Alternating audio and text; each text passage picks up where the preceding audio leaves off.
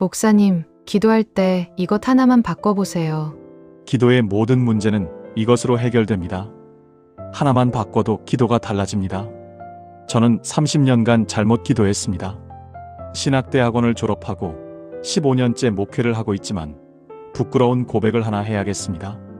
제 기도 생활이 완전히 무너진 시기가 있었습니다. 새벽마다 무릎 꿇고 금식하고 철야기도도 했습니다. 그런데 이상했습니다. 기도하면 할수록 하나님이 멀어지는 느낌이었습니다. 간절히 부르짖어도 응답은 없고 기도 제목만 길어질 뿐이었습니다.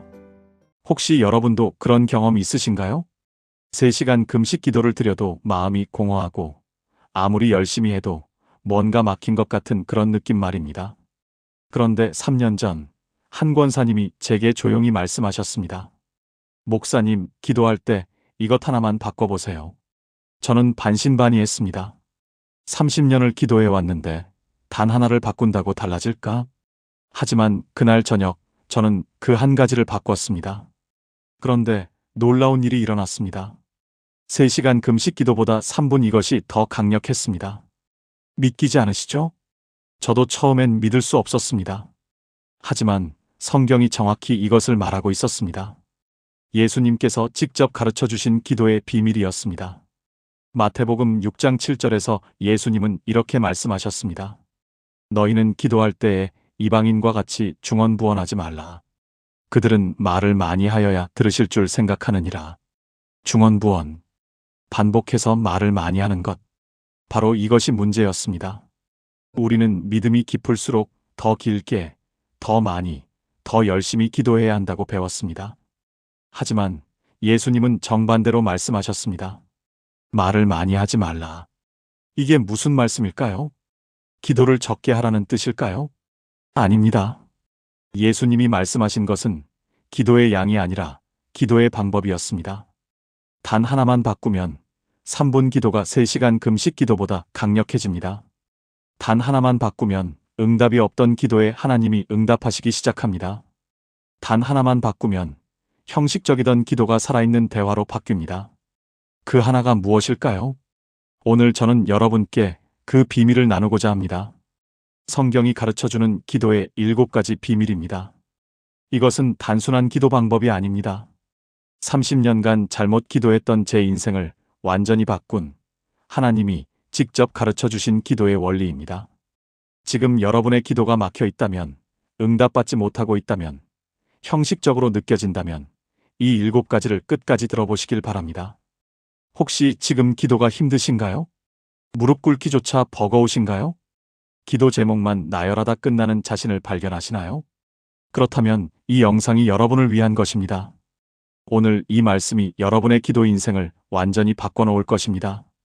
지금 이 순간 기도가 절실하신 분이라면 댓글에 아멘이라고 남겨주세요. 그리고 여러분이 가장 힘들어하는 기도의 문제가 무엇인지 한 줄로 나눠주세요. 기도 응답이 없어요. 기도가 형식적이에요. 간절함이 없어요. 무엇이든 좋습니다. 여러분의 고백이 누군가에겐 위로가 되고 이 영상을 통해 함께 응답받는 기적이 일어날 것입니다. 자, 그럼 시작하겠습니다. 첫 번째, 기도의 양이 아니라 질을 바꾸세요. 여러분, 혹시 이런 생각 해보신 적 있으신가요? 오늘은 30분밖에 기도 못했어. 1시간은 해야 하는데. 새벽 기도 한 번 빠졌어. 하나님께 죄송해. 우리는 기도의 시간이 길수록, 횟수가 많을수록 더 신실한 믿음이라고 생각합니다. 그런데 이것이 바로 우리 기도를 막는 첫 번째 장애물입니다. 성경은 이렇게 말씀하십니다. 마태복음 6장 7절입니다. 너희는 기도할 때에 이방인과 같이 중언부언하지 말라. 그들은 말을 많이 하여야 들으실 줄 생각하느니라. 중언부언, 헬라어 원문으로 바탈로게오입니다. 헛되이 반복하다, 같은 말을 되풀이하다는 뜻입니다. 당시 이방인들은 우상에게 기도할 때 같은 문구를 수백 번, 수천 번 반복했습니다. 바알 선지자들이 갈멜산에서 바알이여 응답하소서를 아침부터 저녁까지 외쳤던 것처럼 말입니다. 그들은 믿었습니다. 많이 말할수록, 크게 외칠수록, 오래 기도할수록 신이 들어줄 거라고. 하지만 예수님은 말씀하셨습니다. 그렇게 하지 말라. 하나님은 우리가 말을 많이 한다고 더 잘 들으시는 분이 아니십니다. 그분은 우리가 입을 열기도 전에 이미 우리의 필요를 아시는 분이십니다. 그렇다면 기도는 무엇일까요? 기도는 하나님께 정보를 전달하는 것이 아닙니다. 기도는 하나님과의 관계입니다. 3시간을 기계적으로 중언부언하는 것보다 3분을 진심으로 하나님을 사모하며 드리는 기도가 훨씬 더 강력합니다.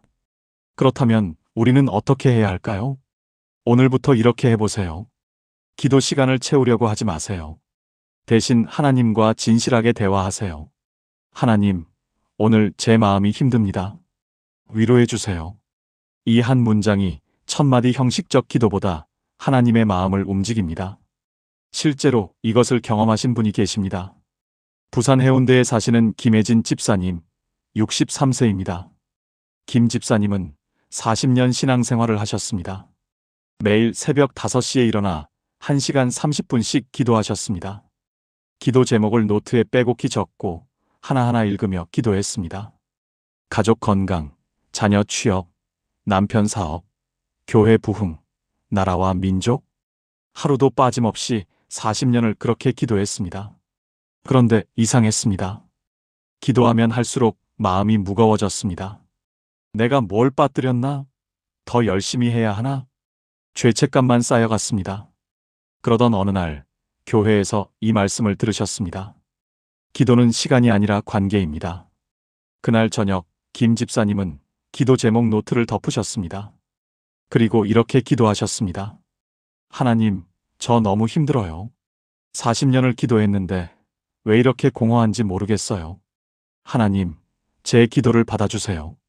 5분도 안 되는 기도였습니다. 그런데 그 순간 평생 경험하지 못했던 일이 일어났습니다. 눈물이 쏟아졌습니다. 40년 만에 처음으로 하나님이 가까이 계신 것을 느꼈습니다. 그 후로 김 집사님은 기도가 완전히 달라졌습니다. 더 이상 시간을 재지 않으셨습니다. 기도 제목을 나열하지 않으셨습니다. 대신 매일 아침 하나님께 진심을 고백하셨습니다. 때로는 3분, 때로는 10분. 하지만 그 기도는 살아 있었습니다. 그리고 놀랍게도 40년간 응답받지 못했던 것들이 하나씩 응답되기 시작했습니다. 3개월 후 5년째 취업 못하던 아들이 좋은 직장을 구했습니다. 6개월 후 15년간 교회를 안 나가던 남편이 다시 나오기 시작했습니다. 1년 후 김 집사님은 간증하셨습니다. 40년간 기도를 많이 했는데 정작 하나님과는 대화하지 않았더라고요. 이제는 압니다. 기도는 시간이 아니라 마음이라는 것을요. 사랑하는 여러분, 지금 저와 함께 이렇게 기도해 보시겠습니까? 하나님 아버지, 제가 그동안 기도의 양으로 주님께 나아가려 했음을 고백합니다. 이제는 압니다. 주님은 제 말을 많이 듣기 원하시는 게 아니라 제 마음을 보기 원하신다는 것을요. 오늘부터 제 기도가 진실한 대화가 되게 하소서. 3분이든 10분이든 주님과 진심으로 교제하는 시간이 되게 하소서. 주님께서 제 짧은 기도도 기쁘게 받으심을 믿습니다. 예수님의 이름으로 기도합니다. 아멘. 여러분, 오늘부터 기도 시간을 재지 마세요. 대신 하나님과 진심으로 대화하세요. 그것이 하나님이 기다리시는 기도입니다. 두 번째 중언부언을 멈추고 단순하게 기도하세요.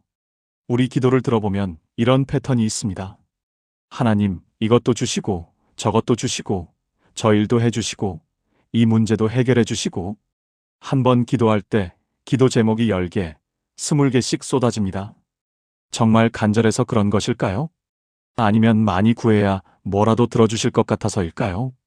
예수님은 이렇게 말씀하셨습니다. 마태복음 6장 8절입니다. 그러므로 그들을 본받지 말라. 구하기 전에 너희에게 있어야 할 것을 하나님 너희 아버지께서 아시느니라. 구하기 전에 이미 아신다는 말씀입니다. 그렇다면 왜 기도해야 할까요? 여기에 기도의 본질이 숨어 있습니다. 기도는 하나님께 정보를 알려드리는 것이 아닙니다. 기도는 우리가 하나님을 신뢰한다는 고백입니다. 구약시대 이스라엘 백성들을 보세요. 그들은 광야에서 매일 아침 만나를 받았습니다. 하루치만 받았습니다. 내일 것을 미리 받을 수 없었습니다. 왜일까요? 하나님은 그들이 매일 하나님을 의지하기를 원하셨습니다. 기도도 마찬가지입니다. 우리는 오늘 필요한 것 하나를 구하면 됩니다. 오늘 우리에게 일용할 양식을 주옵시고, 주님이 가르쳐 주신 기도가 얼마나 단순합니까? 길지 않습니다. 복잡하지 않습니다. 하지만 그 안에 모든 것이 담겨 있습니다. 그렇다면 우리는 어떻게 해야 할까요? 오늘부터 이렇게 해보세요. 기도할 때 기도 제목을 하나만 정하세요. 오늘 가장 간절한 것 하나. 그것만 하나님께 고백하세요. 하나님, 오늘은 이것이 가장 힘듭니다. 도와주세요. 이 한 문장이면 충분합니다. 서울 강남에 사시는 박성민 권사님, 58세입니다. 박 권사님은 남편이 사업 실패로 7억 원의 빚을 졌습니다. 2019년 9월의 일입니다. 갑자기 채권자들의 전화가 빗발쳤습니다. 집은 경매로 넘어갔고 전세로 옮겨야 했습니다. 박 권사님은 매일 울며 기도했습니다. 하나님, 빚 갚게 해주세요. 집 건질 수 있게 해주세요. 남편 사업 회복시켜 주세요. 채권자들 마음 돌려주세요. 아이들 학교 생활 지켜주세요. 한 번 기도하면 30분 넘게 눈물로 호소했습니다. 하지만 상황은 나아지지 않았습니다. 오히려 더 악화되었습니다. 빚은 이자가 붙어 8억으로 늘어났습니다. 남편은 우울증으로 방에만 틀어박혔습니다. 2020년 3월 코로나까지 터졌습니다. 박 권사님은 완전히 무너졌습니다. 하나님, 왜 아무 응답이 없으세요? 제가 뭘 잘못했나요? 그때 한 목사님이 박 권사님께 말씀하셨습니다. 권사님, 기도 제목을 한 가지로 줄여보세요. 가장 간절한 것 하나만요. 박 권사님은 생각했습니다. 가장 간절한 게 뭐지? 돈, 집, 남편? 그리고 깨달았습니다. 아, 내가 원하는 건 평안이구나. 그날 밤부터 박 권사님은 기도를 바꿨습니다. 하나님, 평안을 주세요. 그것만 주시면 됩니다. 처음엔 이상했습니다. 이렇게만 기도하면 빚은 어떻게 갚지? 하지만 계속 그렇게 기도했습니다. 일주일이 지났습니다. 이상한 일이 일어났습니다. 마음에 평안이 찾아왔습니다. 빚은 그대로인데 두려움이 사라졌습니다. 한 달이 지났습니다. 박 권사님은 편의점 야간 알바를 시작했습니다. 수입은 한 달에 200만 원 정도였습니다. 하지만 감사했습니다. 하나님이 이것도 주시는구나. 2달이 지났습니다. 남편이 방에서 나왔습니다. 여보, 미안해. 나도 뭐라도 해야겠어. 남편은 대리운전을 시작했습니다. 한 달에 250만 원 정도 벌었습니다. 둘이 합쳐 450만 원. 빚 이자 내고 생활비 쓰면 거의 남지 않았습니다. 하지만 박 권사님은 평안했습니다. 반년이 지났습니다. 남편의 옛 직장 동료가 연락을 했습니다. 성민이 형, 우리 회사에서 일해보지 않을래요? 월급은 500만 원인데. 남편이 다시 일을 시작했습니다. 1년이 지났습니다. 박 권사님은 편의점에서 점장 제안을 받았습니다. 급여가 300만 원으로 올랐습니다. 부부가 합쳐 월 800만 원이 되었습니다. 2년이 지났습니다. 빚이 5억으로 줄었습니다. 3년이 지난 2023년 9월 모든 빚을 갚았습니다. 박 권사님은 간증했습니다. 처음엔 이해가 안 됐어요. 빚 달라고 기도해야지 평안 달라고 기도하면 어떻게 하나 싶었죠. 그런데 하나님은 제가 평안을 구하니까 빚까지 갚게 하셨더라고요. 단순하게 기도하니까 하나님이 복잡한 것까지 다 해결해 주셨어요. 사랑하는 여러분, 지금 저와 함께 이렇게 기도해 보시겠습니까? 하나님 아버지, 제가 그동안 너무 많은 것을 구했음을 고백합니다. 이제는 압니다. 주님은 제가 구하기 전에 이미 제 필요를 아신다는 것을요. 오늘 제게 가장 필요한 것 하나를 주소서. 그것이 평안이든 지혜든 용기든 주님이 아시는 것을 주소서. 주님께서 단순한 기도를 기뻐하심을 믿습니다. 예수님의 이름으로 기도합니다. 아멘. 여러분, 오늘부터 기도 제목을 하나로 줄여보세요. 하나님은 그 하나를 통해 모든 것을 이루실 것입니다. 세 번째 응답을 구하지 말고 하나님을 구하세요. 우리는 기도할 때 이렇게 시작합니다. 하나님, 이것 주세요. 하나님, 저것 해주세요. 기도가 주세요의 연속입니다. 그런데 한번 생각해 보세요. 우리는 하나님을 구합니까? 아니면 응답을 구합니까? 솔직히 말하면 우리는 응답을 더 원합니다. 하나님보다 하나님이 주시는 것에 더 관심이 있습니다. 이것이 바로 우리 기도가 막히는 이유입니다. 시편 73편 25절은 이렇게 고백합니다. 하늘에서는 주 외에 누가 내게 있으리요? 땅에서는 주밖에 내가 사모할 이 없나이다. 다윗은 하나님 자체를 사모했습니다. 하나님이 주시는 것이 아니라 하나님 자신을 원했습니다. 신약 시대에도 마찬가지입니다. 바울은 빌립보서 3장 8절에서 이렇게 말합니다. 또한 모든 것을 해로 여김은 내 주 그리스도 예수를 아는 날러지 어브 크라이스트 지저스 지식이 가장 고상하기 때문이라. 바울에게 가장 소중한 것은 예수님을 아는 것이었습니다. 다른 모든 것은 배설물로 여겼습니다. 왜일까요? 하나님을 구하는 자는 하나님과 함께 모든 것을 얻기 때문입니다. 로마서 8장 32절이 증명합니다. 자기 아들을 아끼지 아니하시고 우리 모든 사람을 위하여 내주신 이가 어찌 그 아들과 함께 모든 것을 우리에게 주시지 아니하겠느냐? 하나님을 구하면 하나님이 모든 것을 함께 주십니다. 하지만 우리가 것만 구하면 하나님도 것도 얻지 못합니다. 그렇다면 우리는 어떻게 해야 할까요? 오늘부터 이렇게 해보세요. 기도의 첫 문장을 바꾸세요. 하나님, 이것 주세요. 대신 하나님, 당신을 알고 싶습니다. 당신과 함께하고 싶습니다. 이렇게 시작해보세요. 대구 수성구에 사시는 이승혜 집사님, 54세입니다. 이 집사님은 2018년부터 딸의 결혼 문제로 기도했습니다.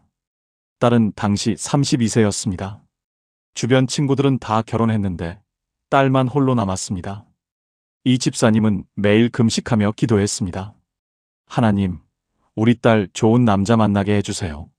올해 안에 결혼하게 해주세요. 2018년이 지나갔습니다. 응답이 없었습니다. 2019년에도 기도했습니다. 하나님, 제가 뭘 잘못했나요? 왜 응답이 없으세요? 2020년, 2021년도 지나갔습니다. 딸은 35세가 되었습니다. 이 집사님은 원망하기 시작했습니다. 하나님, 저는 30년간 헌신했는데 이것 하나 안 들어주시나요? 기도가 의무가 되었습니다. 하나님이 원망스러웠습니다. 2022년 어느 날, 이 집사님은 너무 힘들어서 기도를 멈췄습니다. 더 이상 못하겠어.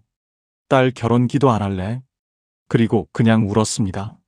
하나님, 제가 지쳤어요. 더 이상 뭘 구해야 할지 모르겠어요. 그냥 하나님이 저와 함께 계셔주세요. 그것만으로 충분해요. 그날, 이 집사님은 처음으로 하나님의 평안을 경험했습니다. 응답이 아니라 하나님 자체가 위로가 되었습니다. 그 후로 이 집사님은 기도가 바뀌었습니다. 더 이상 딸 결혼을 구하지 않았습니다. 대신 이렇게 기도했습니다. 하나님, 오늘도 당신과 동행하고 싶습니다. 당신의 뜻을 알고 싶습니다. 한 달이 지났습니다. 이 집사님은 마음이 자유로워졌습니다. 딸 결혼에 집착하지 않게 되었습니다. 딸도 변화를 느꼈습니다. 엄마, 요즘 왜 이렇게 밝으세요? 제 결혼 포기하신 거예요? 아니야.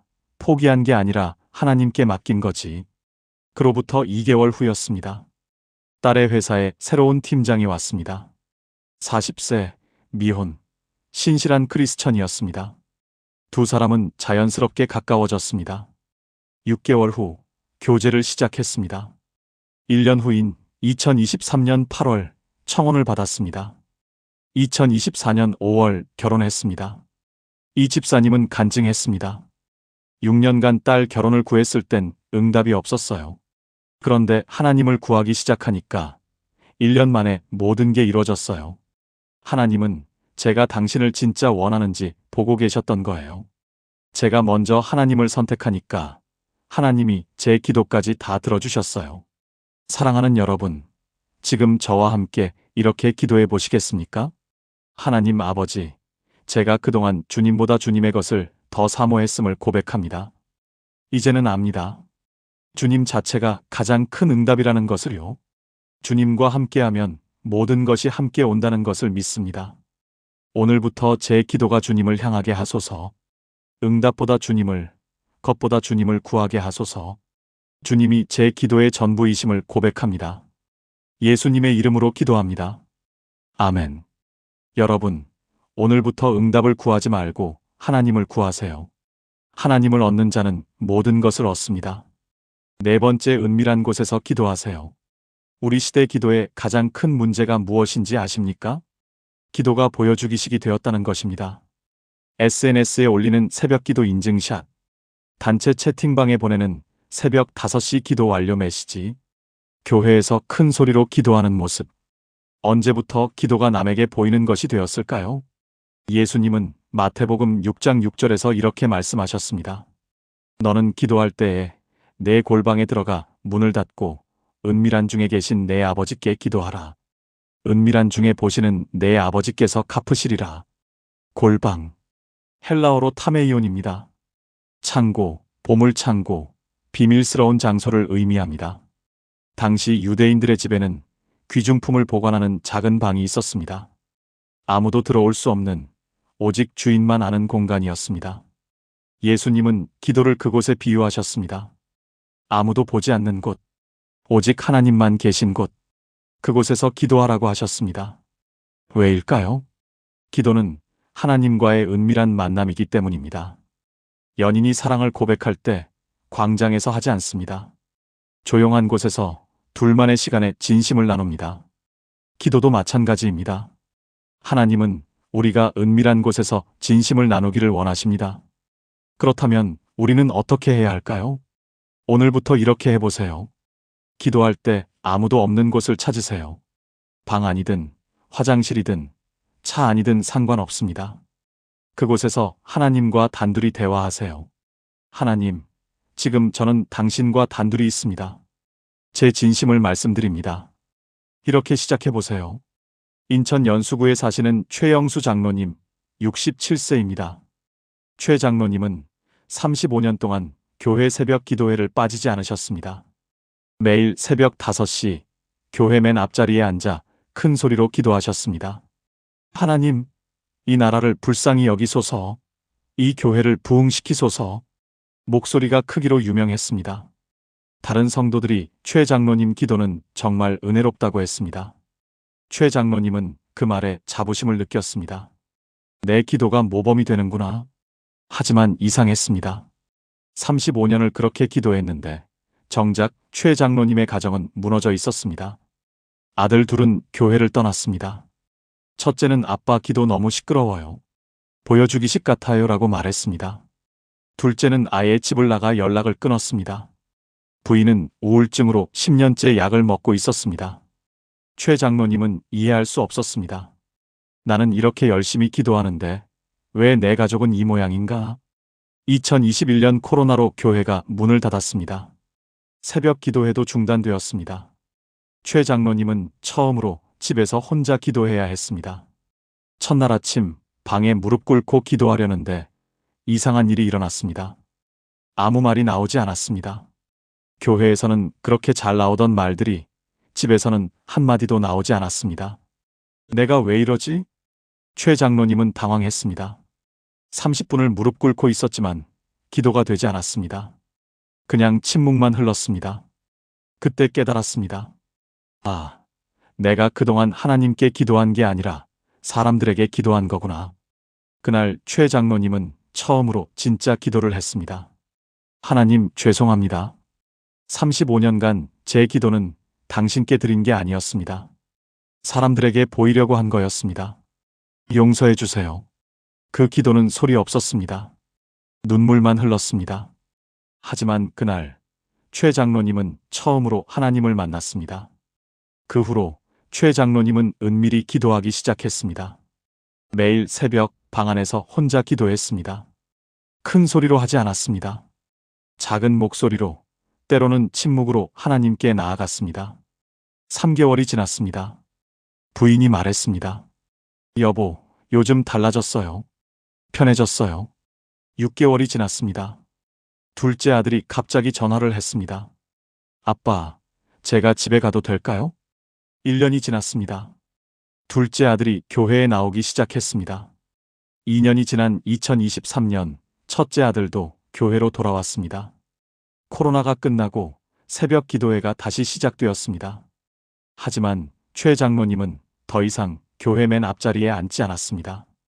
뒤쪽에 조용히 앉아 소리 없이 기도했습니다. 어느 날 목사님이 물었습니다. 장로님, 요즘 기도 소리가 안 들리는데 괜찮으세요? 최 장로님은 웃으며 대답했습니다. 목사님, 이제야 제대로 기도하는 것 같습니다. 35년 만의 말입니다. 사랑하는 여러분, 지금 저와 함께 이렇게 기도해 보시겠습니까? 하나님 아버지, 제가 그동안 사람들에게 보이려고 기도했음을 고백합니다. 이제는 압니다. 주님은 은밀한 곳에서 나를 만나기 원하신다는 것을요. 오늘부터 제 기도가 주님과의 비밀스러운 만남이 되게 하소서. 아무도 보지 않아도, 아무도 듣지 않아도 주님 한 분만 계시면 충분합니다. 은밀한 중에 보시는 주님께서 제 기도를 받으심을 믿습니다. 예수님의 이름으로 기도합니다. 아멘. 여러분, 오늘부터 은밀한 곳에서 기도하세요. 하나님은 그곳에서 여러분을 기다리고 계십니다. 5번째 말씀으로 기도하세요. 많은 분들이 이런 고민을 합니다. 기도할 때 무슨 말을 해야 할지 모르겠어요. 똑같은 말만 반복하게 돼요. 기도가 메마른 것 같아요. 왜 이런 일이 생길까요? 우리말로 기도하기 때문입니다. 우리말은 한계가 있습니다. 감정에 좌우되고 지식에 제한되고 상황에 흔들립니다. 하지만 하나님의 말씀은 다릅니다. 히브리서 4장 12절은 이렇게 선포합니다. 하나님의 말씀은 살아있고 활력이 있어 좌우의 날선 어떤 검보다도 예리하여 혼과 영과 및 관절과 골수를 찔러 쪼개기까지 하며 또 마음의 생각과 뜻을 판단하나니. 하나님의 말씀은 살아있습니다. 우리말은 죽어있지만 하나님의 말씀은 생명력이 있습니다. 우리말은 무기력하지만 하나님의 말씀은 능력이 있습니다. 예레미야 23장 29절도 증거합니다. 여호와의 말씀이 이와 같지 아니하냐? 불같지 아니하냐? 반석을 쳐서 부스러뜨리는 방망이 같지 아니하냐? 하나님의 말씀은 불입니다. 모든 것을 태우는 불입니다. 하나님의 말씀은 방망이입니다. 반석을 부수는 방망이입니다. 그렇다면 우리가 말씀으로 기도하면 어떻게 될까요? 우리 기도에 하나님의 능력이 임합니다. 우리 말의 한계를 넘어 하나님의 말씀이 역사합니다. 그렇다면 우리는 어떻게 해야 할까요? 오늘부터 이렇게 해보세요. 성경 구절 하나를 골라 그대로 기도하세요. 예를 들면 이렇게 해보세요. 시편 23편 1절을 읽고 하나님, 주님은 나의 목자이십니다. 제게 부족함이 없게 하소서. 이사야 41장 10절을 읽고 하나님, 두려워하지 않습니다. 주님이 나와 함께 하시니까요. 성경 말씀을 그대로 기도로 바꾸세요. 전주시에 사시는 김명숙 집사님, 61세입니다. 김 집사님은 2020년 유방암 판정을 받았습니다. 2기였습니다. 의사는 수술과 항암 치료를 권했습니다. 김 집사님은 너무 두려웠습니다. 매일 밤 잠을 이루지 못했습니다. 내가 죽는 건 아닐까? 고통스러운 항암 치료를 견딜 수 있을까? 김 집사님은 기도했습니다. 하나님, 살려주세요. 제발 살려주세요. 하지만 두려움은 사라지지 않았습니다. 오히려 더 커졌습니다. 수술 날짜가 다가올수록 공포가 엄습했습니다. 수술 일주일 전이었습니다. 새벽에 잠이 깨서 성경을 펼쳤습니다. 우연히 이사야 41장이 펼쳐졌습니다. 10절이 눈에 들어왔습니다. 두려워하지 말라. 내가 너와 함께 함이니라. 놀라지 말라. 나는 내 하나님이 됨이니라. 내가 너를 굳세게 하리라. 참으로 너를 도와주리라. 참으로 나의 의로운 오른손으로 너를 붙들리라. 김 집사님은 그 말씀을 소리내어 읽었습니다. 1번, 2번, 3번. 그리고 기도로 바꿨습니다.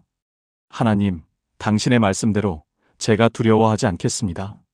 주님이 저와 함께 하시니까요. 놀라지 않겠습니다. 주님이 제 하나님이시니까요. 주님이 저를 굳세게 하실 것을 믿습니다. 저를 도와주실 것을 믿습니다. 주님의 의로운 오른손으로 저를 붙드실 것을 믿습니다. 이상한 일이 일어났습니다. 기도를 마치자 평안이 찾아왔습니다. 두려움이 사라졌습니다. 김 집사님은 그날부터 매일 그 말씀으로 기도했습니다. 수술 당일 아침에도 수술실 들어가기 직전에도 그 말씀을 고백했습니다. 수술은 성공적이었습니다. 암세포가 예상보다 작았고 림프절 전이도 없었습니다. 의사가 말했습니다. 운이 좋으셨네요. 조기에 잘 잡혔습니다. 하지만 김 집사님은 알았습니다. 이건 운이 아니야. 하나님의 말씀이 역사한 거야. 6개월간 항암 치료를 받았습니다. 힘들었지만 김 집사님은 매일 이사야 41장 10절로 기도했습니다. 부작용으로 머리카락이 다 빠질 때도, 구토가 심할 때도 그 말씀을 붙잡았습니다. 2021년 12월 모든 치료가 끝났습니다. 검사 결과 완치 판정을 받았습니다. 김 집사님은 간증했습니다. 제 말로 기도할 땐 두려움이 사라지지 않았어요. 그런데 하나님의 말씀으로 기도하니까 그 말씀이 저를 살렸어요. 말씀은 정말 살아있더라고요. 제 입으로 하나님의 말씀을 고백하니까 그 말씀이 제 안에서 역사했어요. 지금도 김 집사님은 매일 아침 성경 한 구절을 읽고 그 말씀으로 기도합니다. 2024년 현재까지 3년째 재발 없이 건강하게 지내고 계십니다. 사랑하는 여러분, 지금 저와 함께 이렇게 기도해 보시겠습니까? 하나님 아버지, 제 말의 한계를 고백합니다. 이제는 주님의 말씀으로 기도하기 원합니다. 주님의 말씀은 살아있고 활력이 있습니다. 불같고 방망이 같은 능력의 말씀입니다. 오늘부터 제 기도가 말씀 기도가 되게 하소서. 주님의 말씀이 제 입을 통해 선포되게 하소서. 그 말씀이 제 삶 가운데 역사하심을 믿습니다. 예수님의 이름으로 기도합니다. 아멘. 여러분, 오늘부터 말씀으로 기도하세요. 하나님의 말씀이 여러분의 기도에 능력을 더할 것입니다. 6번째, 믿음으로 선포하세요. 많은 분들이 기도할 때 이렇게 합니다. 하나님, 이렇게 해주시면 좋겠는데, 가능하시면, 혹시, 확신이 없습니다. 믿음이 흔들립니다. 될까? 안 될까? 의심하며 기도합니다. 하지만 야고보서 1장 6절부터 8절은 이렇게 경고합니다. 오직 믿음으로 구하고 조금도 의심하지 말라. 의심하는 자는 마치 바람에 밀려 요동하는 바다 물결 같으니 이런 사람은 무엇이든지 죽게 얻기를 생각하지 말라. 두 마음을 품어 모든 일에 정함이 없는 자로다. 의심하는 기도는 응답받지 못합니다. 두 마음을 품은 기도는 하나님께 상달되지 않습니다. 왜일까요? 기도는 간청이 아니라 선포이기 때문입니다. 마가복음 11장 23절에서 예수님은 이렇게 말씀하셨습니다. 내가 진실로 너희에게 이르노니 누구든지 이 산 떨어들리어 바다에 던져지라 하며 그 말하는 것이 이루어질 줄 믿고 마음에 의심하지 아니하면 그대로 되리라 하며입니다. 들리어 바다에 던져지라 하며. 이것은 명령입니다. 선포입니다. 예수님은 우리에게 의심하며 부탁하라고 하지 않으셨습니다.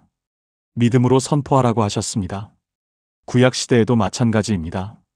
여호수아가 여리고성을 무너뜨릴 때 하나님, 성을 무너뜨려 주세요라고 간청하지 않았습니다. 나팔을 불고 외치라. 성벽이 무너질 것이다라고 선포했습니다. 엘리야가 갈멜산에서 기도할 때도 하나님, 불을 보내주시면 좋겠습니다라고 하지 않았습니다.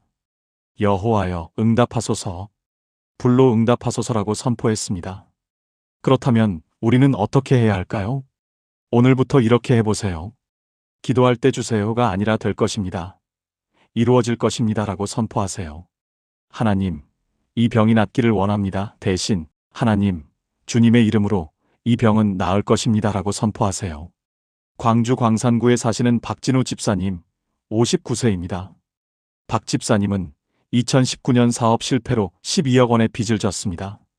식당을 운영했는데 코로나 직전에 큰 투자를 했다가 모두 날렸습니다. 채권자들의 독촉이 매일 이어졌습니다. 집은 경매로 넘어갔고 차도 압류당했습니다. 박 집사님은 매일 기도했습니다. 하나님, 제발 도와주세요. 이 빚을 갚을 수 있게 해주세요. 하지만 기도할 때마다 의심이 들었습니다. 12억을 어떻게 갚아? 불가능한 거 아냐? 기도는 간절했지만 믿음은 없었습니다. 2년이 지났습니다. 상황은 더 악화되었습니다. 빚은 이자가 붙어 14억으로 늘어났습니다. 박 집사님은 절망했습니다. 이제 정말 끝이구나. 2021년 12월 어느 날 밤, 박 집사님은 성경을 펼쳤습니다. 마가복음 11장 23절이 눈에 들어왔습니다. 누구든지 이 산 떨어들리어 바다에 던져지라 하며 그 말하는 것이 이루어질 줄 믿고 마음에 의심하지 아니하면 그대로 되리라. 박 집사님은 충격을 받았습니다. 내가 의심하며 기도했구나. 믿지 않고 기도했구나.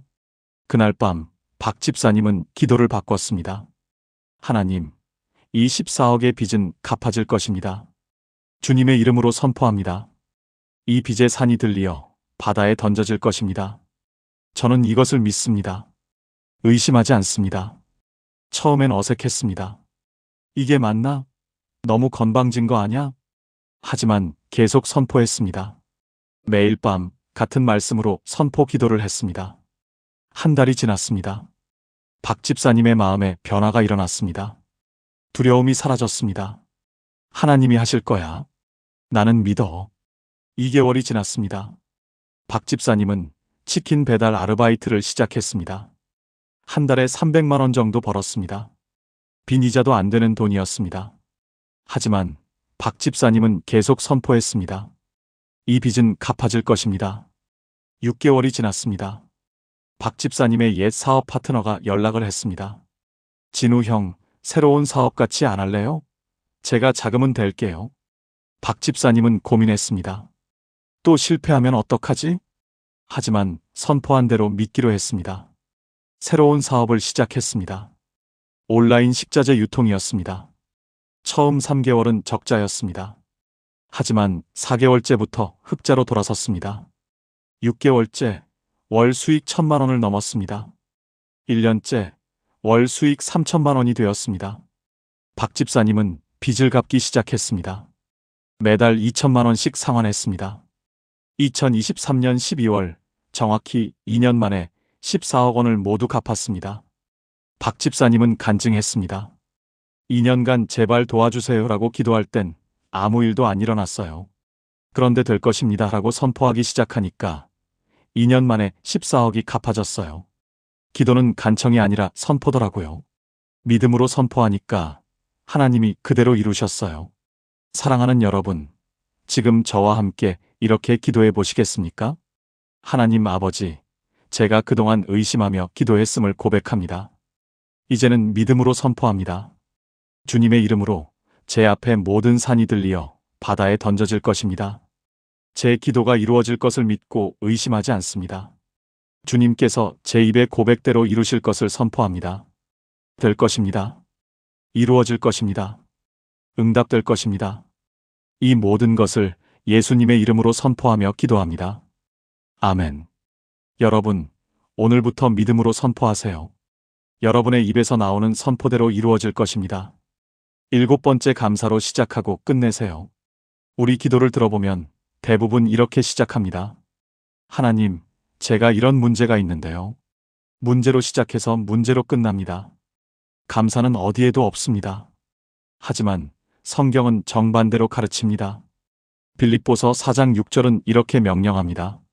아무것도 염려하지 말고 다만 모든 일에 기도와 간구로 너희 구할 것을 감사함으로 하나님께 아뢰라. 감사함으로 구하라는 것입니다.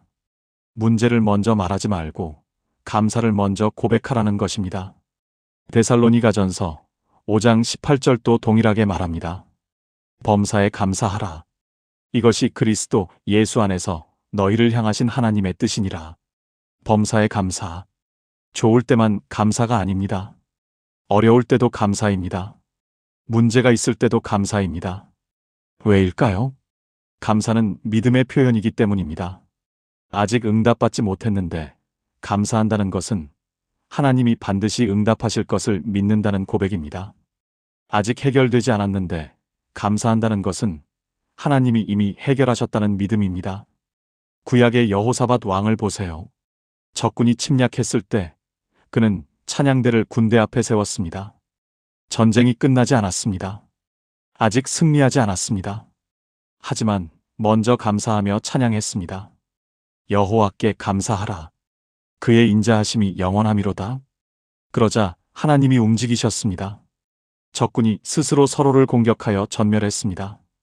이것이 감사 기도의 능력입니다. 그렇다면 우리는 어떻게 해야 할까요? 오늘부터 이렇게 해보세요. 기도의 첫 문장을 감사로 시작하세요.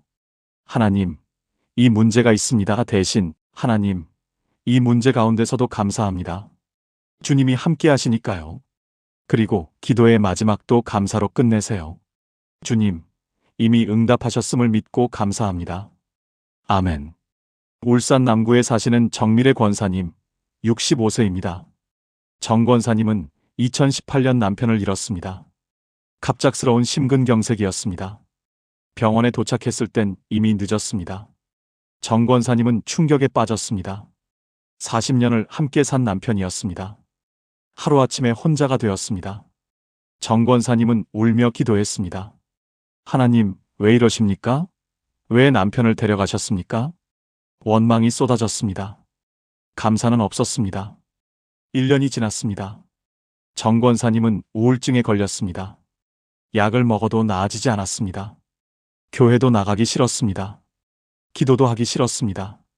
하나님이 나를 버리셨어. 2019년 12월 정 권사님의 딸이 출산을 했습니다. 건강한 아들이었습니다.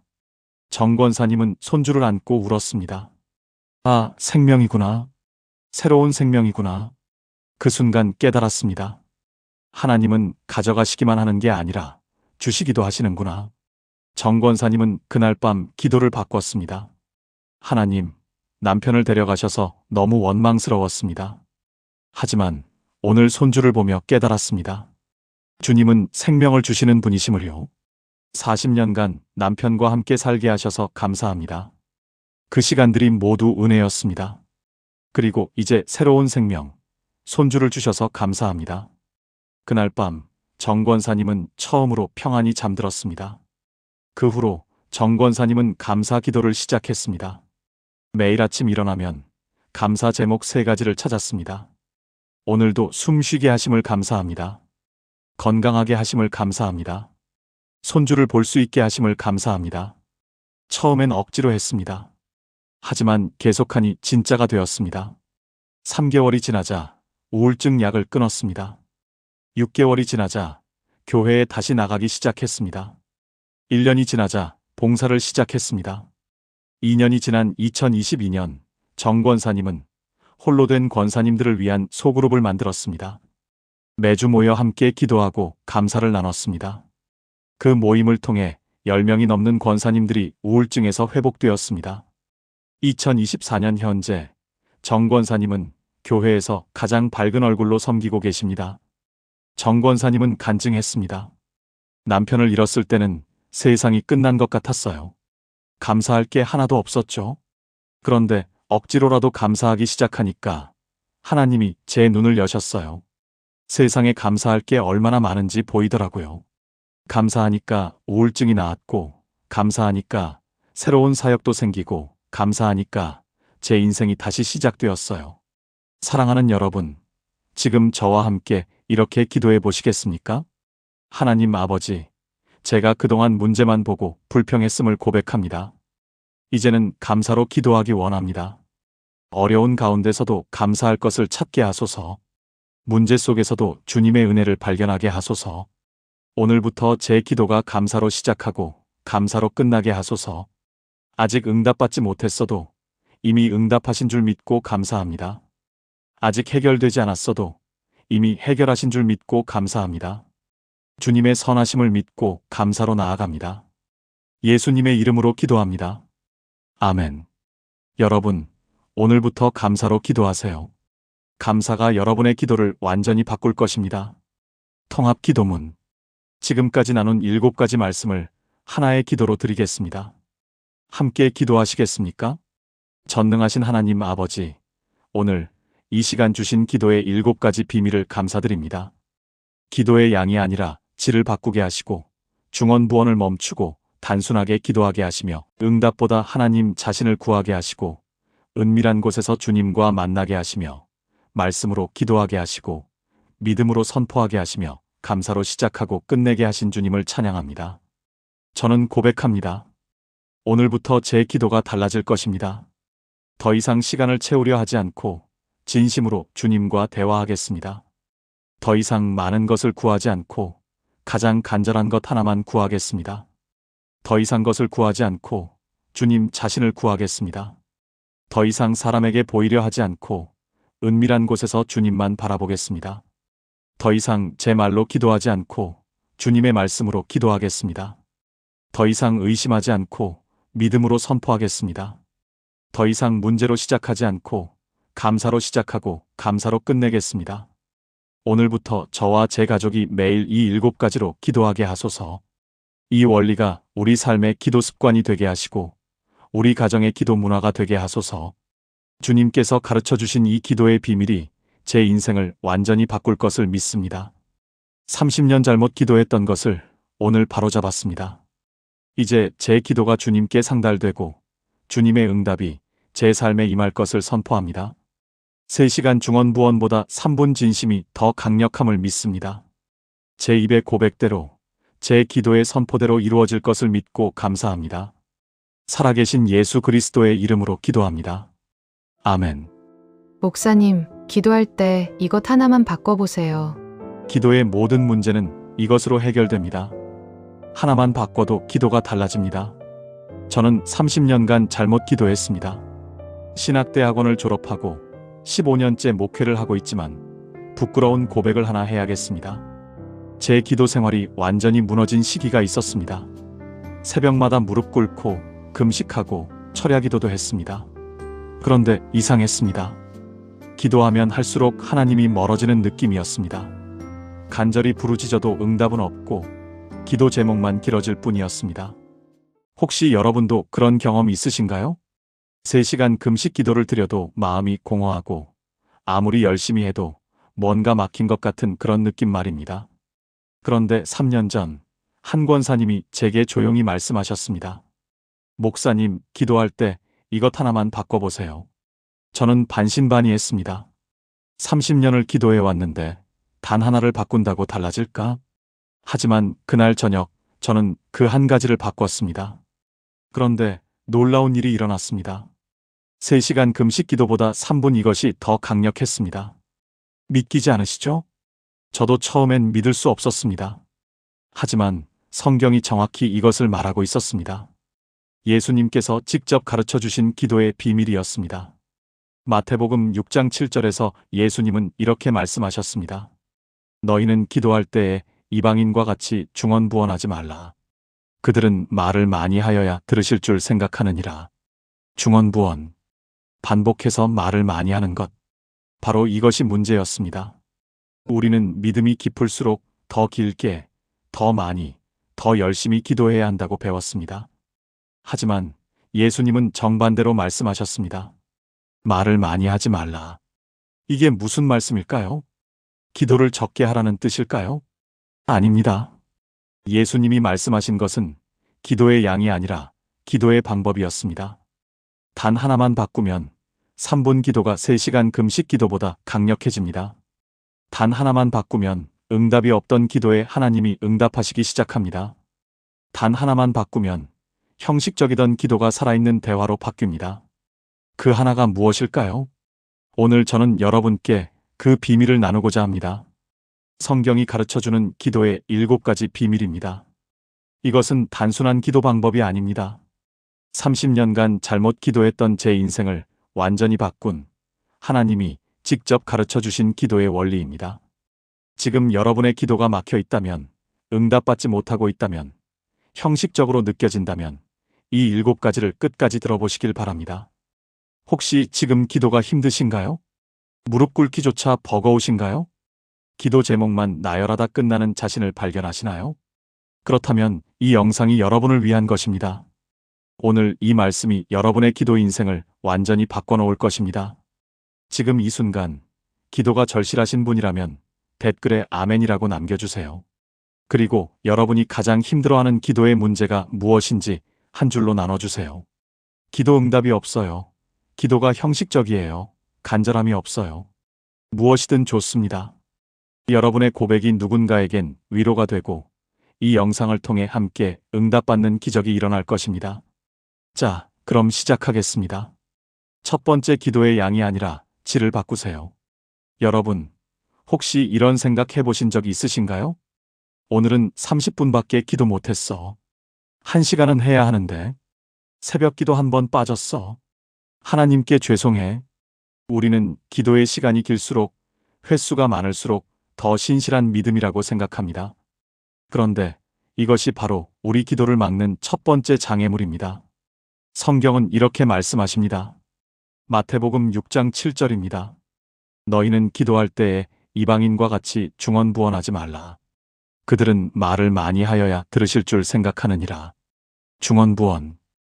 헬라어 원문으로 바탈로게오입니다. 헛되이 반복하다. 같은 말을 되풀이하다는 뜻입니다. 당시 이방인들은 우상에게 기도할 때 같은 문구를 수백 번, 수천 번 반복했습니다. 바알 선지자들이 갈멜산에서 바알이여 응답하소서를 아침부터 저녁까지 외쳤던 것처럼 말입니다. 그들은 믿었습니다. 많이 말할수록, 크게 외칠수록, 오래 기도할수록 신이 들어줄 거라고. 하지만 예수님은 말씀하셨습니다.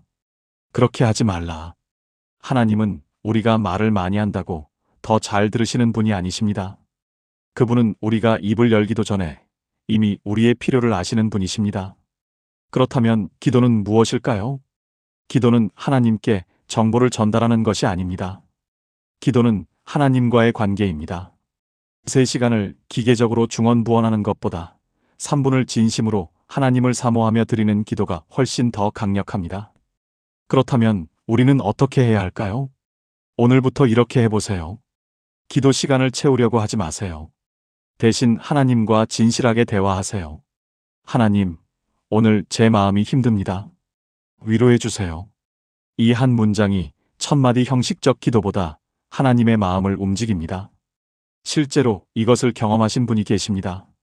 부산 해운대에 사시는 김혜진 집사님, 63세입니다. 김 집사님은 40년 신앙생활을 하셨습니다. 매일 새벽 5시에 일어나 1시간 30분씩 기도하셨습니다. 기도 제목을 노트에 빼곡히 적고 하나하나 읽으며 기도했습니다. 가족 건강, 자녀 취업, 남편 사업, 교회 부흥, 나라와 민족. 하루도 빠짐없이 40년을 그렇게 기도했습니다. 그런데 이상했습니다. 기도하면 할수록 마음이 무거워졌습니다. 내가 뭘 빠뜨렸나? 더 열심히 해야 하나? 죄책감만 쌓여갔습니다. 그러던 어느 날 교회에서 이 말씀을 들으셨습니다. 기도는 시간이 아니라 관계입니다. 그날 저녁 김 집사님은 기도 제목 노트를 덮으셨습니다. 그리고 이렇게 기도하셨습니다. 하나님, 저 너무 힘들어요. 40년을 기도했는데 왜 이렇게 공허한지 모르겠어요. 하나님, 제 기도를 받아주세요. 5분도 안 되는 기도였습니다. 그런데 그 순간 평생 경험하지 못했던 일이 일어났습니다. 눈물이 쏟아졌습니다. 40년 만에 처음으로 하나님이 가까이 계신 것을 느꼈습니다. 그 후로 김 집사님은 기도가 완전히 달라졌습니다. 더 이상 시간을 재지 않으셨습니다. 기도 제목을 나열하지 않으셨습니다.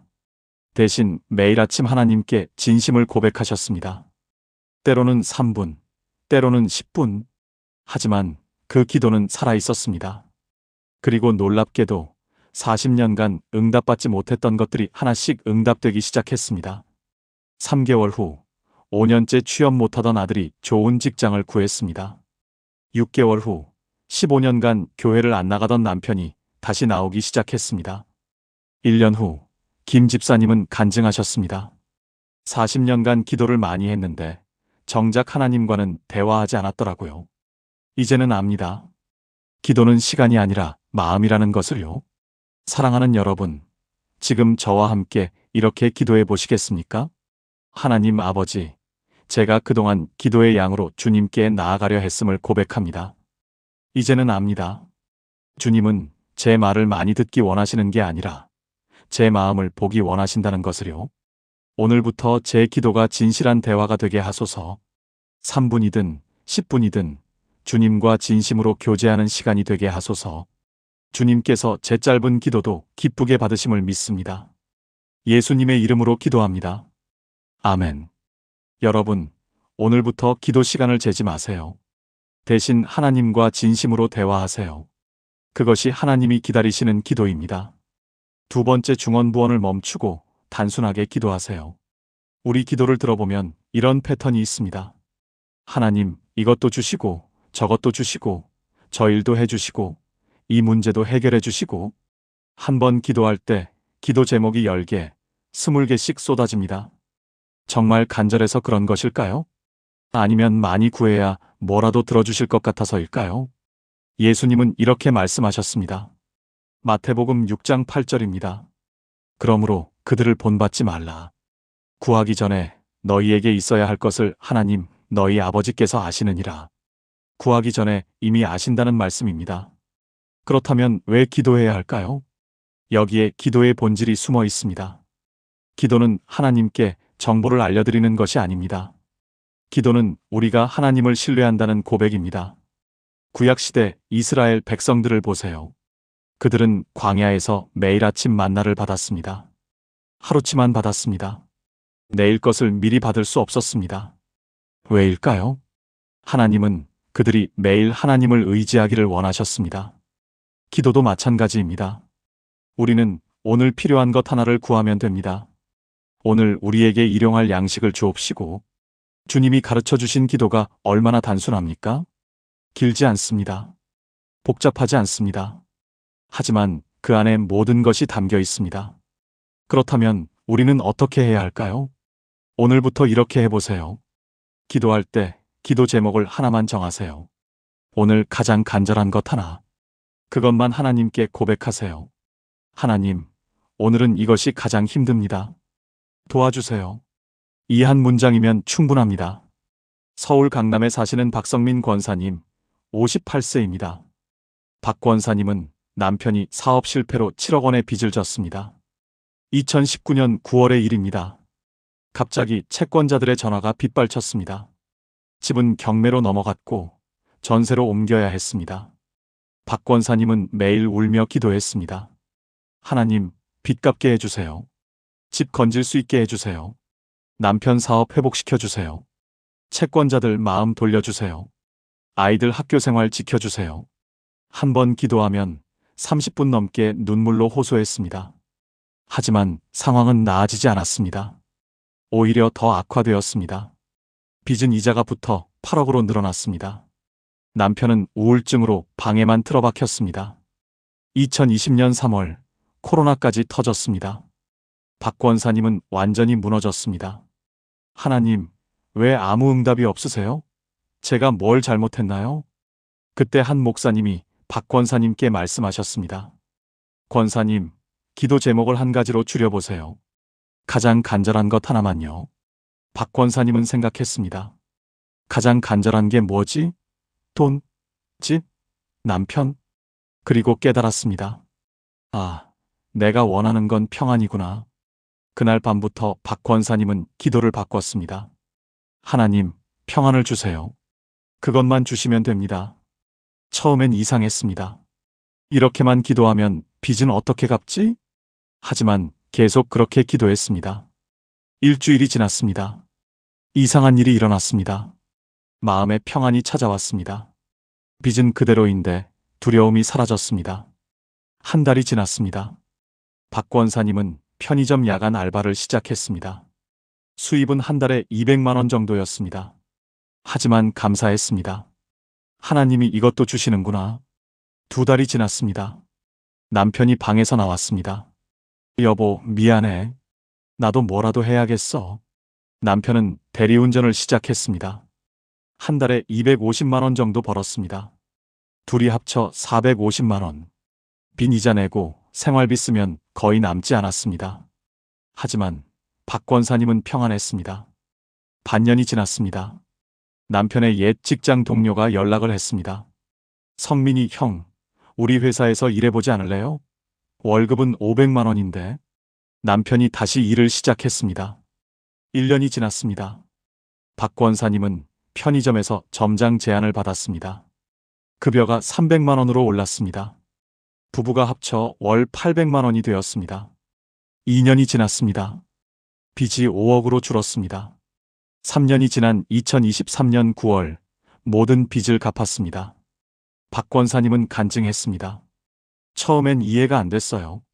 빚 달라고 기도해야지 평안 달라고 기도하면 어떻게 하나 싶었죠. 그런데 하나님은 제가 평안을 구하니까 빚까지 갚게 하셨더라고요. 단순하게 기도하니까 하나님이 복잡한 것까지 다 해결해 주셨어요. 사랑하는 여러분, 지금 저와 함께 이렇게 기도해 보시겠습니까? 하나님 아버지, 제가 그동안 너무 많은 것을 구했음을 고백합니다. 이제는 압니다. 주님은 제가 구하기 전에 이미 제 필요를 아신다는 것을요. 오늘 제게 가장 필요한 것 하나를 주소서. 그것이 평안이든 지혜든 용기든 주님이 아시는 것을 주소서. 주님께서 단순한 기도를 기뻐하심을 믿습니다. 예수님의 이름으로 기도합니다. 아멘. 여러분, 오늘부터 기도 제목을 하나로 줄여보세요. 하나님은 그 하나를 통해 모든 것을 이루실 것입니다. 세 번째 응답을 구하지 말고 하나님을 구하세요. 우리는 기도할 때 이렇게 시작합니다. 하나님, 이것 주세요. 하나님, 저것 해주세요. 기도가 주세요의 연속입니다. 그런데 한번 생각해 보세요. 우리는 하나님을 구합니까? 아니면 응답을 구합니까? 솔직히 말하면 우리는 응답을 더 원합니다. 하나님보다 하나님이 주시는 것에 더 관심이 있습니다. 이것이 바로 우리 기도가 막히는 이유입니다.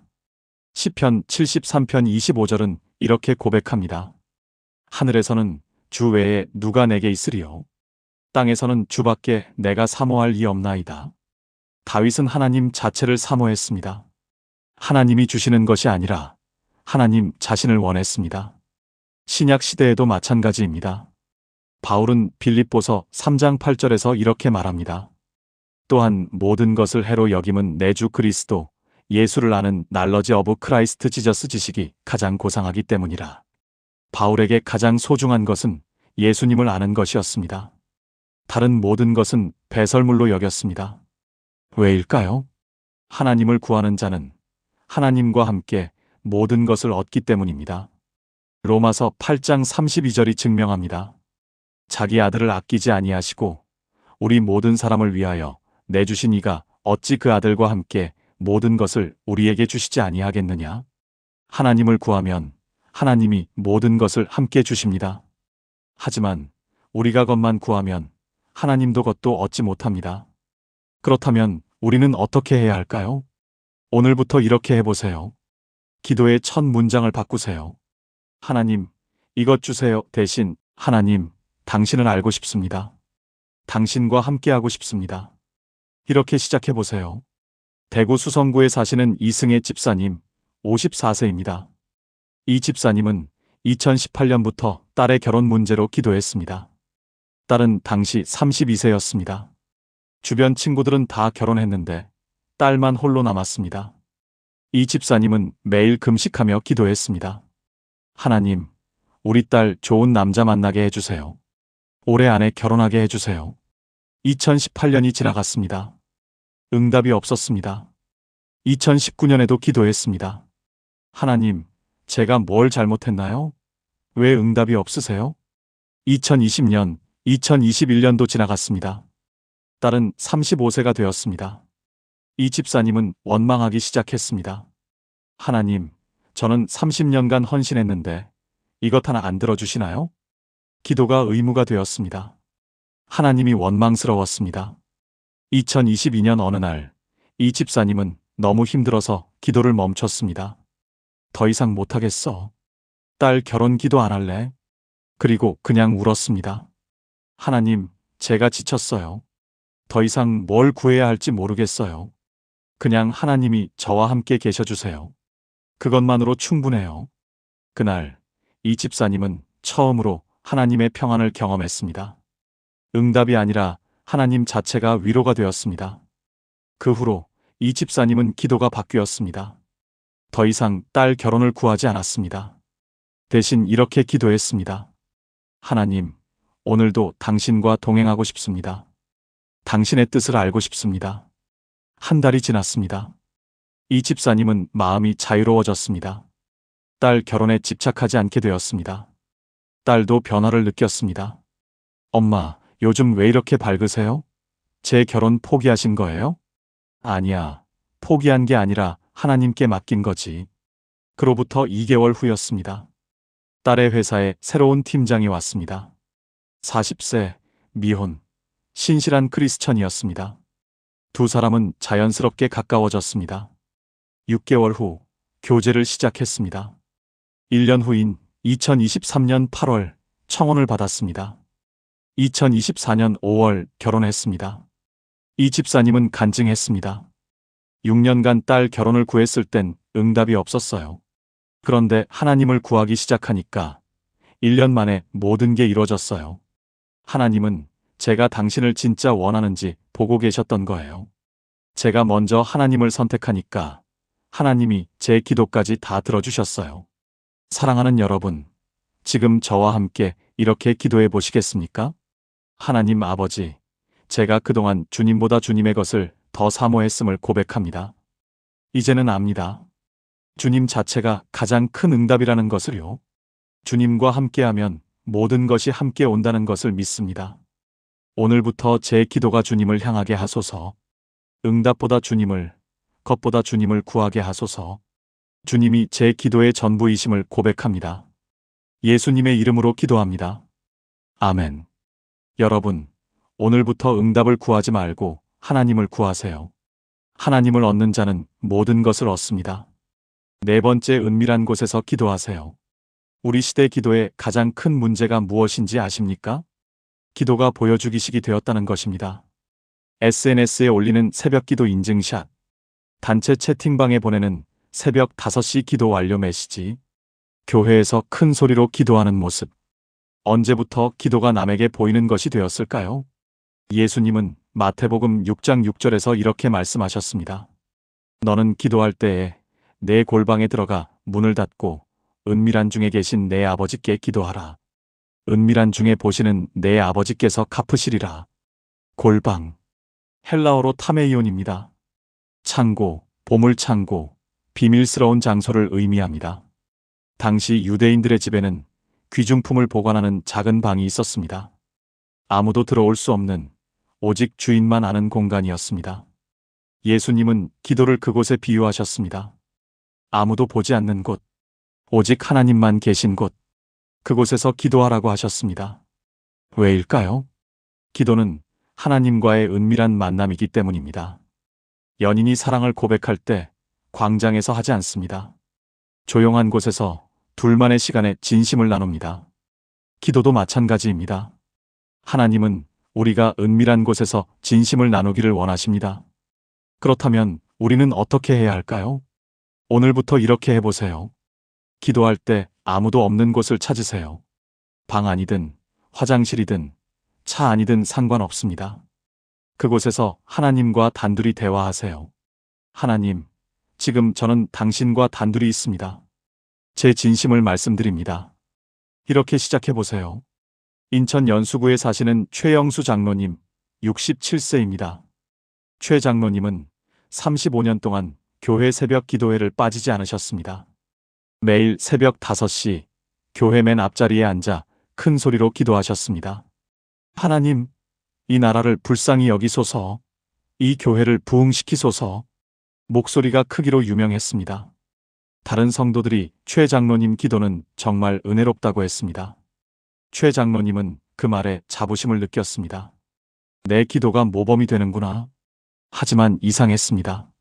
35년을 그렇게 기도했는데 정작 최 장로님의 가정은 무너져 있었습니다. 아들 둘은 교회를 떠났습니다. 첫째는 아빠 기도 너무 시끄러워요. 보여주기식 같아요 라고 말했습니다.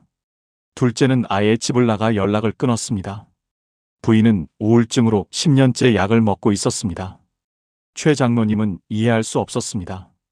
나는 이렇게 열심히 기도하는데 왜 내 가족은 이 모양인가?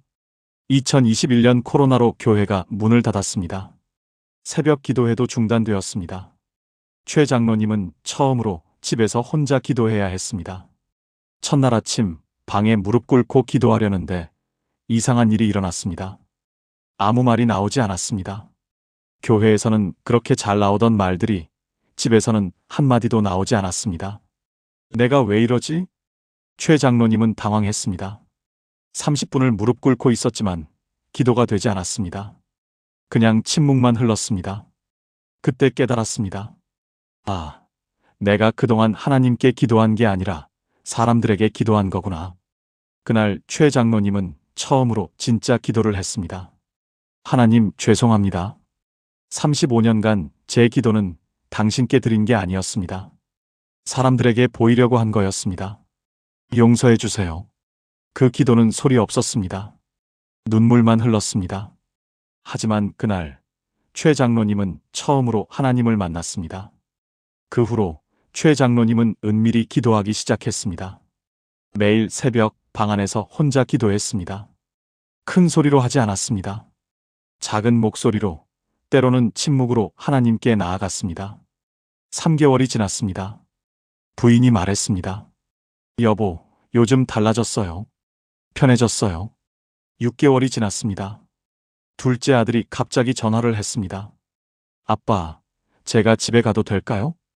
1년이 지났습니다. 둘째 아들이 교회에 나오기 시작했습니다.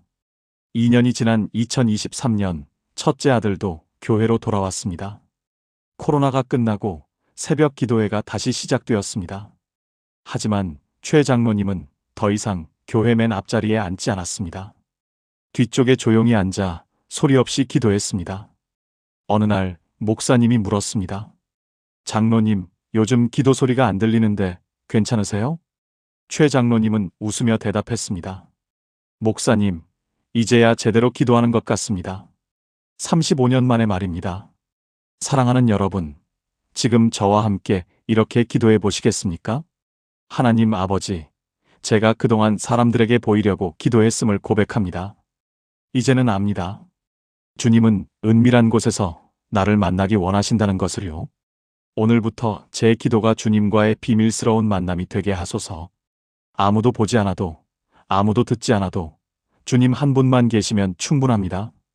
은밀한 중에 보시는 주님께서 제 기도를 받으심을 믿습니다. 예수님의 이름으로 기도합니다. 아멘. 여러분, 오늘부터 은밀한 곳에서 기도하세요. 하나님은 그곳에서 여러분을 기다리고 계십니다. 5번째 말씀으로 기도하세요. 많은 분들이 이런 고민을 합니다. 기도할 때 무슨 말을 해야 할지 모르겠어요. 똑같은 말만 반복하게 돼요. 기도가 메마른 것 같아요. 왜 이런 일이 생길까요? 우리말로 기도하기 때문입니다. 우리말은 한계가 있습니다. 감정에 좌우되고 지식에 제한되고 상황에 흔들립니다. 하지만 하나님의 말씀은 다릅니다. 히브리서 4장 12절은 이렇게 선포합니다. 하나님의 말씀은 살아있고 활력이 있어 좌우의 날선 어떤 검보다도 예리하여 혼과 영과 및 관절과 골수를 찔러 쪼개기까지 하며 또 마음의 생각과 뜻을 판단하나니. 하나님의 말씀은 살아있습니다. 우리말은 죽어있지만 하나님의 말씀은 생명력이 있습니다. 우리말은 무기력하지만 하나님의 말씀은 능력이 있습니다. 예레미야 23장 29절도 증거합니다.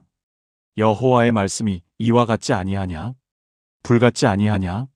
반석을 쳐서 부스러뜨리는 방망이 같지 아니하냐? 하나님의 말씀은 불입니다. 모든 것을 태우는 불입니다. 하나님의 말씀은 방망이입니다. 반석을 부수는 방망이입니다. 그렇다면 우리가 말씀으로 기도하면 어떻게 될까요? 우리 기도에 하나님의 능력이 임합니다. 우리 말의 한계를 넘어 하나님의 말씀이 역사합니다. 그렇다면 우리는 어떻게 해야 할까요? 오늘부터 이렇게 해보세요. 성경 구절 하나를 골라 그대로 기도하세요. 예를 들면 이렇게 해보세요. 시편 23편 1절을 읽고 하나님, 주님은 나의 목자이십니다. 제게 부족함이 없게 하소서. 이사야 41장 10절을 읽고 하나님, 두려워하지 않습니다. 주님이 나와 함께 하시니까요. 성경 말씀을 그대로 기도로 바꾸세요. 전주시에 사시는 김명숙 집사님, 61세입니다. 김 집사님은 2020년 유방암 판정을 받았습니다. 2기였습니다. 의사는 수술과 항암 치료를 권했습니다. 김 집사님은 너무 두려웠습니다. 매일 밤 잠을 이루지 못했습니다. 내가 죽는 건 아닐까? 고통스러운 항암 치료를 견딜 수 있을까? 김 집사님은 기도했습니다. 하나님, 살려주세요. 제발 살려주세요. 하지만 두려움은 사라지지 않았습니다. 오히려 더 커졌습니다. 수술 날짜가 다가올수록 공포가 엄습했습니다. 수술 일주일 전이었습니다. 새벽에 잠이 깨서 성경을 펼쳤습니다. 우연히 이사야 41장이 펼쳐졌습니다. 10절이 눈에 들어왔습니다. 두려워하지 말라. 내가 너와 함께 함이니라. 놀라지 말라. 나는 내 하나님이 됨이니라. 내가 너를 굳세게 하리라. 참으로 너를 도와주리라. 참으로 나의 의로운 오른손으로 너를 붙들리라. 김 집사님은 그 말씀을 소리내어 읽었습니다. 한 번, 두 번, 세 번. 그리고 기도로 바꿨습니다. 하나님, 당신의 말씀대로 제가 두려워하지 않겠습니다. 주님이 저와 함께 하시니까요. 놀라지 않겠습니다. 주님이 제 하나님이시니까요. 주님이 저를 굳세게 하실 것을 믿습니다. 저를 도와주실 것을 믿습니다. 주님의 의로운 오른손으로 저를 붙드실 것을 믿습니다. 이상한 일이 일어났습니다.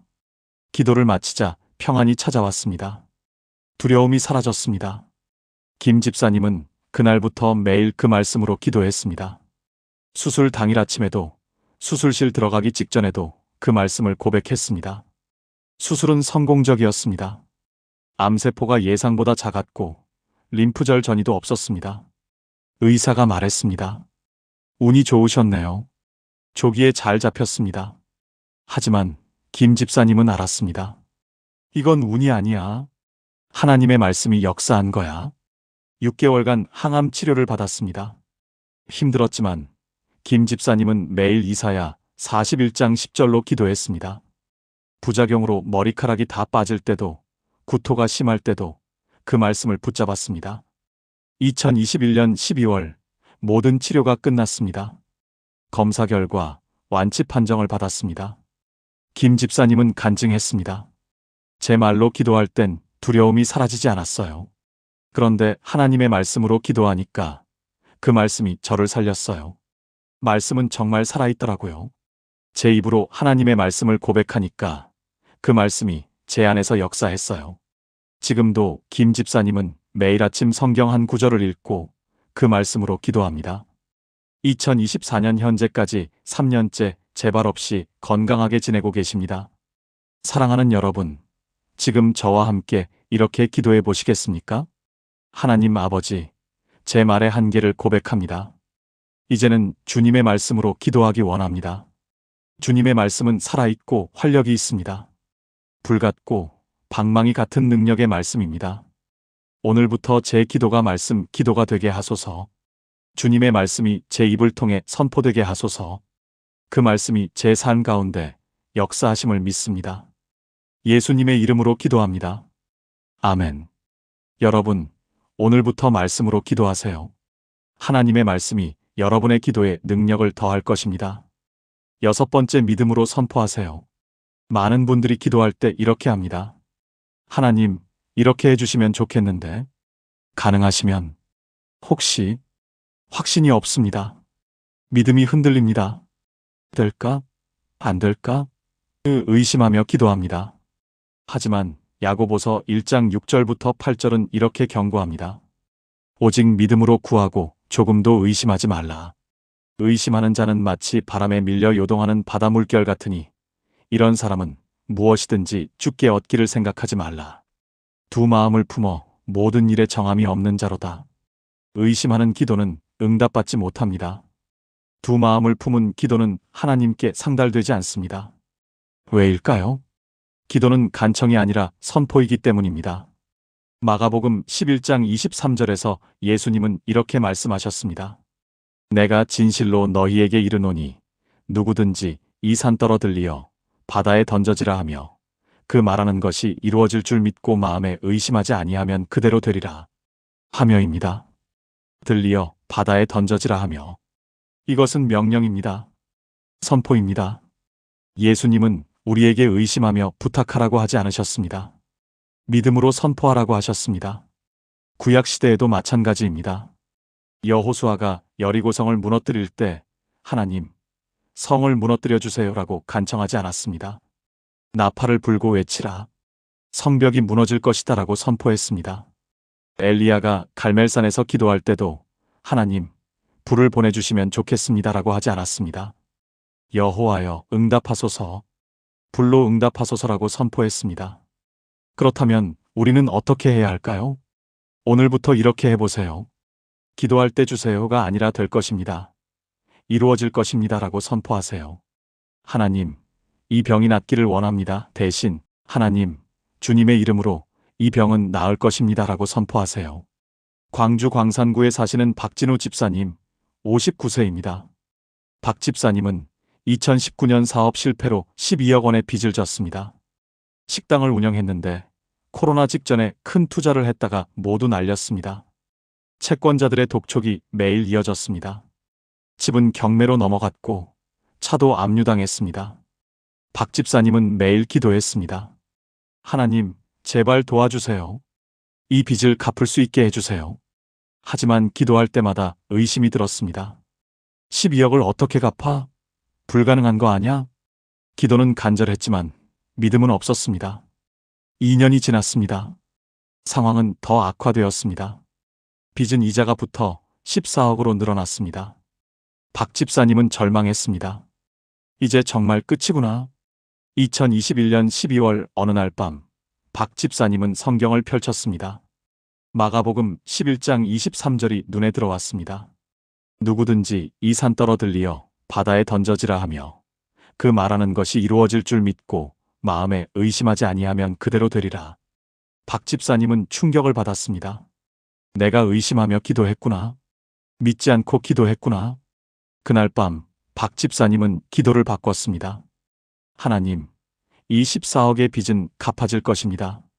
주님의 이름으로 선포합니다. 이 빚의 산이 들리어 바다에 던져질 것입니다. 저는 이것을 믿습니다. 의심하지 않습니다. 처음엔 어색했습니다. 이게 맞나? 너무 건방진 거 아냐? 하지만 계속 선포했습니다. 매일 밤 같은 말씀으로 선포 기도를 했습니다. 한 달이 지났습니다. 박 집사님의 마음에 변화가 일어났습니다. 두려움이 사라졌습니다. 하나님이 하실 거야. 나는 믿어. 2개월이 지났습니다. 박 집사님은 치킨 배달 아르바이트를 시작했습니다. 한 달에 300만 원 정도 벌었습니다. 빈 이자도 안 되는 돈이었습니다. 하지만 박 집사님은 계속 선포했습니다. 이 빚은 갚아질 것입니다. 6개월이 지났습니다. 박 집사님의 옛 사업 파트너가 연락을 했습니다. 진우 형, 새로운 사업 같이 안 할래요? 제가 자금은 댈게요. 박 집사님은 고민했습니다. 또 실패하면 어떡하지? 하지만 선포한 대로 믿기로 했습니다.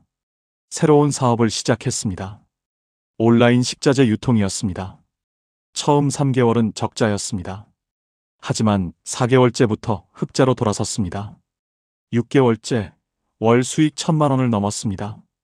1년째 월 수익 3,000만 원이 되었습니다. 박 집사님은 빚을 갚기 시작했습니다. 매달 2,000만 원씩 상환했습니다. 2023년 12월 정확히 2년 만에 14억 원을 모두 갚았습니다. 박 집사님은 간증했습니다. 2년간 제발 도와주세요라고 기도할 땐 아무 일도 안 일어났어요. 그런데 될 것입니다 라고 선포하기 시작하니까 2년 만에 14억이 갚아졌어요. 기도는 간청이 아니라 선포더라고요.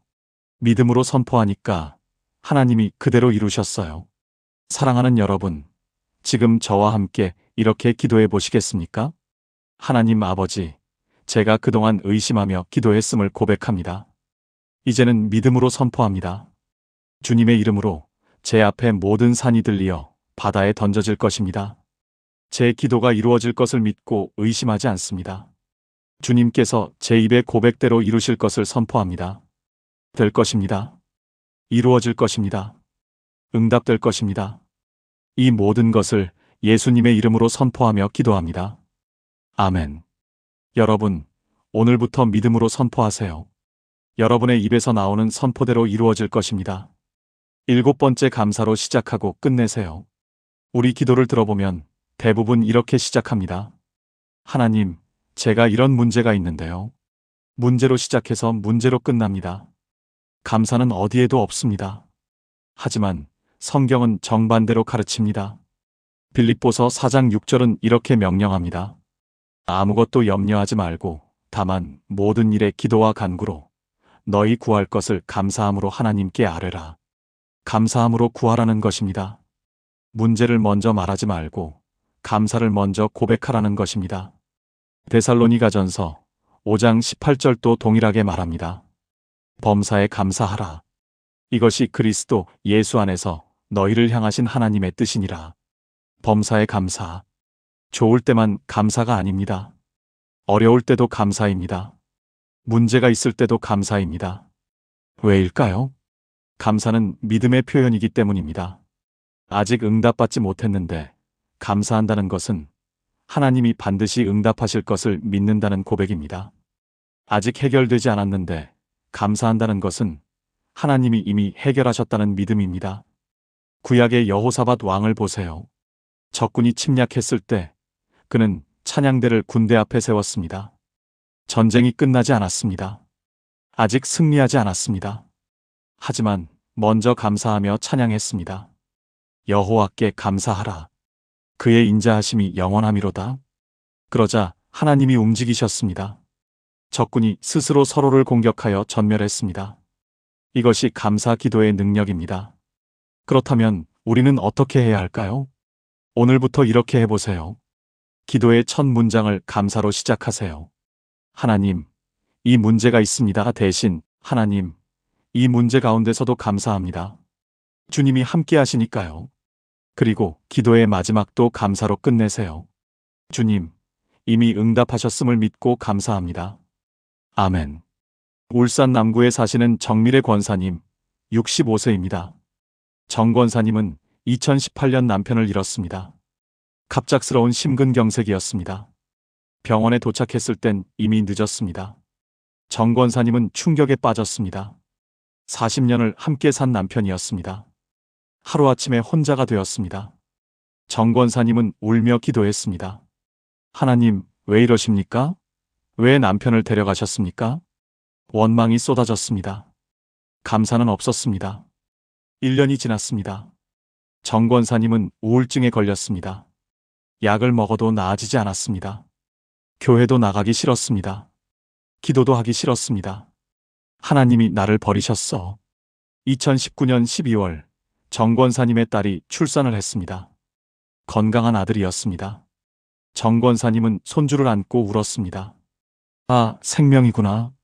새로운 생명이구나. 그 순간 깨달았습니다. 하나님은 가져가시기만 하는 게 아니라 주시기도 하시는구나. 정 권사님은 그날 밤 기도를 바꿨습니다. 하나님, 남편을 데려가셔서 너무 원망스러웠습니다. 하지만 오늘 손주를 보며 깨달았습니다. 주님은 생명을 주시는 분이심을요. 40년간 남편과 함께 살게 하셔서 감사합니다. 그 시간들이 모두 은혜였습니다. 그리고 이제 새로운 생명, 손주를 주셔서 감사합니다. 그날 밤 정 권사님은 처음으로 평안히 잠들었습니다. 그 후로 정 권사님은 감사 기도를 시작했습니다. 매일 아침 일어나면 감사 제목 3가지를 찾았습니다. 오늘도 숨쉬게 하심을 감사합니다. 건강하게 하심을 감사합니다. 손주를 볼 수 있게 하심을 감사합니다. 처음엔 억지로 했습니다. 하지만 계속하니 진짜가 되었습니다. 3개월이 지나자 우울증 약을 끊었습니다. 6개월이 지나자 교회에 다시 나가기 시작했습니다. 1년이 지나자 봉사를 시작했습니다. 2년이 지난 2022년 정 권사님은 홀로 된 권사님들을 위한 소그룹을 만들었습니다. 매주 모여 함께 기도하고 감사를 나눴습니다. 그 모임을 통해 10명이 넘는 권사님들이 우울증에서 회복되었습니다. 2024년 현재 정 권사님은 교회에서 가장 밝은 얼굴로 섬기고 계십니다. 정 권사님은 간증했습니다. 남편을 잃었을 때는 세상이 끝난 것 같았어요. 감사할 게 하나도 없었죠. 그런데 억지로라도 감사하기 시작하니까 하나님이 제 눈을 여셨어요. 세상에 감사할 게 얼마나 많은지 보이더라고요. 감사하니까 우울증이 나았고, 감사하니까 새로운 사역도 생기고, 감사하니까 제 인생이 다시 시작되었어요. 사랑하는 여러분, 지금 저와 함께 이렇게 기도해 보시겠습니까? 하나님 아버지, 제가 그동안 문제만 보고 불평했음을 고백합니다. 이제는 감사로 기도하기 원합니다. 어려운 가운데서도 감사할 것을 찾게 하소서. 문제 속에서도 주님의 은혜를 발견하게 하소서. 오늘부터 제 기도가 감사로 시작하고 감사로 끝나게 하소서. 아직 응답받지 못했어도 이미 응답하신 줄 믿고 감사합니다. 아직 해결되지 않았어도 이미 해결하신 줄 믿고 감사합니다. 주님의 선하심을 믿고 감사로 나아갑니다. 예수님의 이름으로 기도합니다. 아멘. 여러분, 오늘부터 감사로 기도하세요. 감사가 여러분의 기도를 완전히 바꿀 것입니다. 통합 기도문. 지금까지 나눈 7가지 말씀을 하나의 기도로 드리겠습니다. 함께 기도하시겠습니까? 전능하신 하나님 아버지, 오늘 이 시간 주신 기도의 7가지 비밀을 감사드립니다. 기도의 양이 아니라 질을 바꾸게 하시고 중언부언을 멈추고 단순하게 기도하게 하시며 응답보다 하나님 자신을 구하게 하시고 은밀한 곳에서 주님과 만나게 하시며 말씀으로 기도하게 하시고 믿음으로 선포하게 하시며 감사로 시작하고 끝내게 하신 주님을 찬양합니다. 저는 고백합니다. 오늘부터 제 기도가 달라질 것입니다. 더 이상 시간을 채우려 하지 않고 진심으로 주님과 대화하겠습니다. 더 이상 많은 것을 구하지 않고 가장 간절한 것 하나만 구하겠습니다. 더 이상 것을 구하지 않고 주님 자신을 구하겠습니다. 더 이상 사람에게 보이려 하지 않고 은밀한 곳에서 주님만 바라보겠습니다. 더 이상 제 말로 기도하지 않고 주님의 말씀으로 기도하겠습니다. 더 이상 의심하지 않고 믿음으로 선포하겠습니다. 더 이상 문제로 시작하지 않고 감사로 시작하고 감사로 끝내겠습니다. 오늘부터 저와 제 가족이 매일 이 7가지로 기도하게 하소서. 이 원리가 우리 삶의 기도 습관이 되게 하시고 우리 가정의 기도 문화가 되게 하소서. 주님께서 가르쳐 주신 이 기도의 비밀이 제 인생을 완전히 바꿀 것을 믿습니다. 30년 잘못 기도했던 것을 오늘 바로잡았습니다. 이제 제 기도가 주님께 상달되고 주님의 응답이 제 삶에 임할 것을 선포합니다. 3시간 중언부언보다 3분 진심이 더 강력함을 믿습니다. 제 입의 고백대로 제 기도의 선포대로 이루어질 것을 믿고 감사합니다. 살아계신 예수 그리스도의 이름으로 기도합니다. 아멘. 마무리. 사랑하는 여러분, 오늘 우리는 기도의 7가지 비밀을 함께 나눴습니다. 첫째, 기도의 양이 아니라 질을 바꾸세요. 둘째, 중언부언을 멈추고 단순하게 기도하세요. 셋째, 응답을 구하지 말고 하나님을 구하세요. 넷째, 은밀한 곳에서 기도하세요. 다섯째, 말씀으로 기도하세요. 여섯째, 믿음으로 선포하세요. 일곱째, 감사로 시작하고 끝내세요. 이 7가지가 무엇입니까? 모두 하나를 바꾸는 것입니다. 시간이 아니라 마음을 바꾸는 것입니다.